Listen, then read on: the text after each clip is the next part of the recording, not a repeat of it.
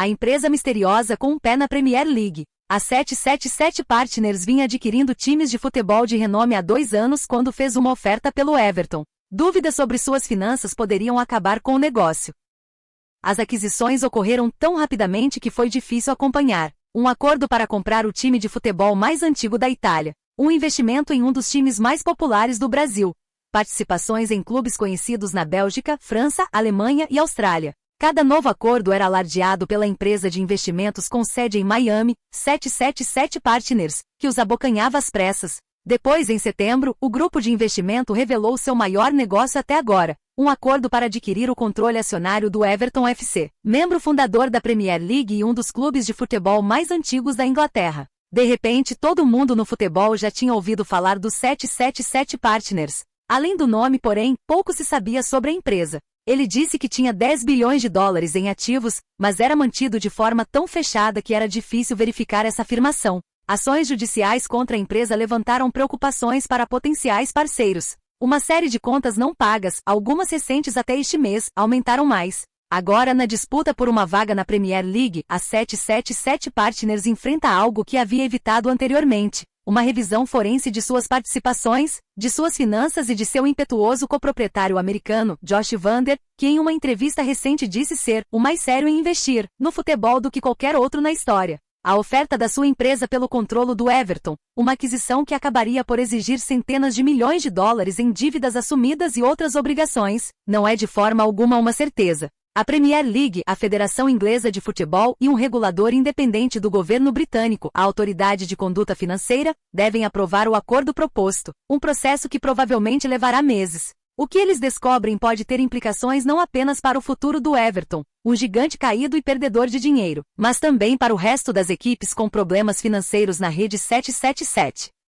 Os riscos são igualmente elevados para a Premier League, que tenta provar que pode supervisionar as finanças dos seus clubes, apesar de se falar de regulamentação governamental, e para uma economia do futebol global interligada, dependente da simples premissa de que as equipes podem e irão pagar as suas contas. Nenhum dos órgãos públicos ou de futebol que atualmente avaliam a 777 Partners discutiria sua revisão ou um cronograma para sua conclusão.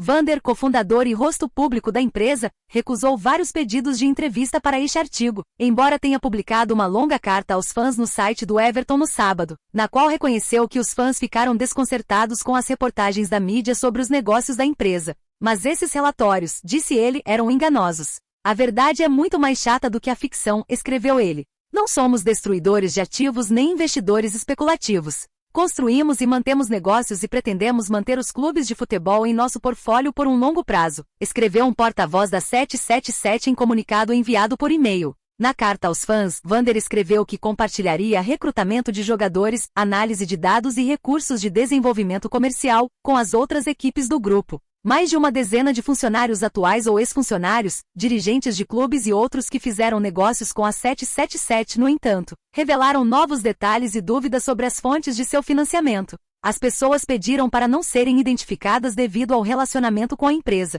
Nas entrevistas, também partilharam detalhes sobre obrigações não cumpridas e contas não pagas, e questionaram se a empresa tem os recursos para gerir uma rede global de clubes que carregam centenas de milhões de dólares em dívidas e obrigações.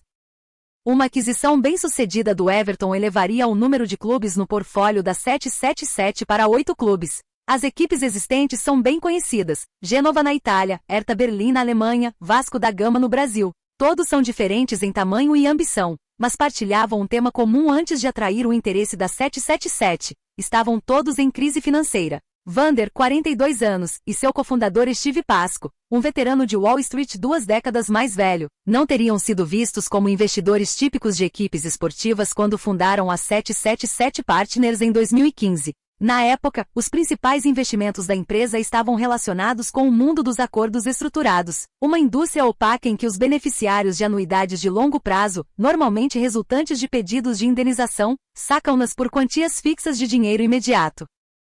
A empresa rapidamente se ramificou para outros setores, incluindo companhias aéreas de baixo custo e financiamento de litígios, de acordo com Gary Shodds, que atuou como membro do conselho de uma subsidiária da 777 até 2017. Ele disse que se separou em bons termos, mas que a empresa que deixou tinha poucos negócios lucrativos. Foi assim que ele percebeu quando a 777 começou a arrecadar times de futebol e a se comprometer a assumir suas dívidas consideráveis, por meio de empréstimos e outros pagamentos adiantado. Se eu perguntasse, há algum mistério sobre como Josh geraria 3/4 bilhão de dólares para comprar um time esportivo das empresas que ele possui na 777? Eu diria que isso é um tanto misterioso, disse ele. Em entrevistas anteriores, Vander pintou o quadro de uma empresa em expansão e bem-sucedida, que administra 10 bilhões de dólares em ativos e conta com 60 subsidiárias em uma série de setores: esportes, seguros, aviação, mídia. Muitos dos detalhes financeiros da empresa são difíceis de verificar, uma vez que o negócio é privado e sua estrutura financeira, segundo funcionários e ex-funcionários, é controlada de perto por Vander e Pasco.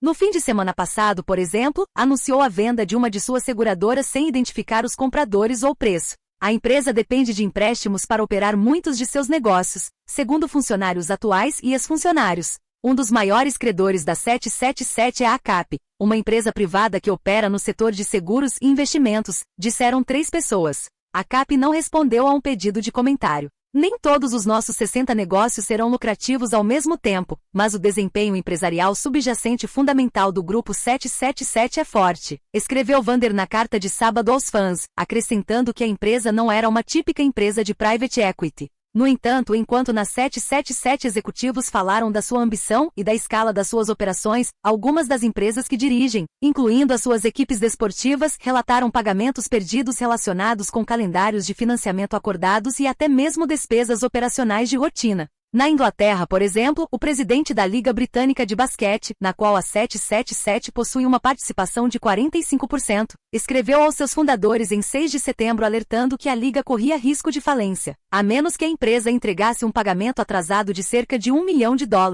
Esses fundos finalmente chegaram. Na Bélgica, de acordo com reportagem da revista de futebol Josimar, a falta de clareza em torno das finanças da 777 assustou tanto os responsáveis pelo licenciamento do futebol belga que consideraram recusar permitir que a empresa continuasse a operar o clube de 125 anos de sua propriedade, o Standard Liège. Eventualmente, um acordo foi encontrado e a equipe recebeu uma licença. No Brasil, o Vasco da Gama aguardava ansiosamente um pagamento programado de cerca de $23 milhões, com vencimento na mesma semana, enquanto a Liga de Basquete esperava seus fundos. Sem o dinheiro, o Vasco não conseguiu fazer pagamentos pendentes a seus fornecedores e a times rivais, devidos em acordos anteriores com jogadores. Quando perdeu alguns pagamentos, o órgão dirigente do futebol, a FIFA, proibiu o clube de contratar novos jogadores até que suas dívidas fossem pagas. Por meio de sua assessoria de imprensa, a 777 disse que já entregou grande parte do dinheiro exigido em seu calendário de pagamentos com o Vasco. Ele também disse que estava antes do previsto, e além do nosso compromisso original, com a Liga Britânica de Basquete. Mas para algumas pessoas de fora, as repetidas questões envolvendo dinheiro sugeriam um exercício de manipulação financeira, em vez do tipo de proprietário saudável e bem capitalizado, que uma equipe da Premier League exige. Longe do campo de futebol, seu cofundador, Vander, trigêmeo e filho de um dentista de Miami, construiu a imagem de alguém que assume riscos e tem talento para ganhar dinheiro.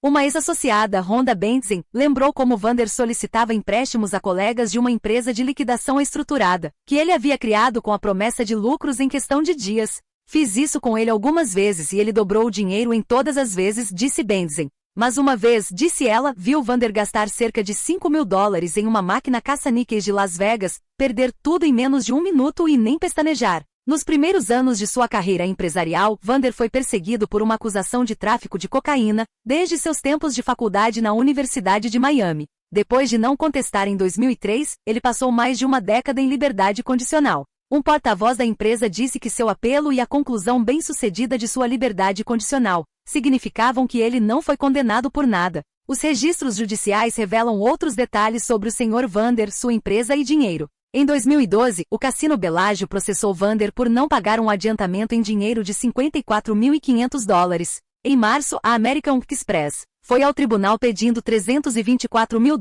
e 89 centavos que haviam sido cobrados de um cartão de crédito da 777 Partners. O porta-voz disse que ambos os assuntos foram resolvidos. Documentos judiciais mostram que o reembolso do Bellagio permaneceu pendente por pelo menos 6 anos. Na semana passada, um ex-parceiro de negócios da companhia aérea da 777 fez uma alegação de fraude contra a empresa no Tribunal de Chancelaria em Delaware. O processo afirma que a empresa e uma subsidiária, Fenícia LLC, fazem parte de uma rede de empresas que a 777 usa para movimentar dinheiro e ativos para operar e ocultar uma empresa fraudulenta em expansão. Um porta-voz da 777 se recusou a responder à acusação, citando uma política da empresa de não comentar litígios. O padrão de pagamentos atrasados, e não quaisquer ações judiciais, levanta as maiores dúvidas sobre a adequação da 777 para comandar o Everton, disse Kieron Maguire, professor da Escola de Administração da Universidade de Liverpool e especialista em finanças do futebol. É um sinal de alerta para um problema de fluxo de caixa potencialmente mais significativo ou para uma gestão incompetente, disse ele.